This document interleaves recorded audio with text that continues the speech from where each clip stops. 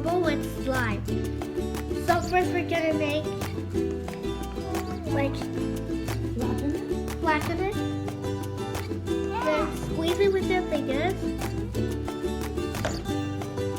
And put a straw in here. No. Then a little bit more. Then it gets longer. Okay, now I'm gonna blow it. And poke a hole, a big one. Then it just, I'll just use it a little bit more.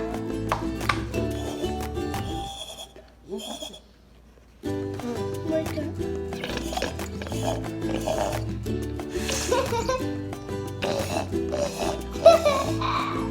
That's what you want, Mama.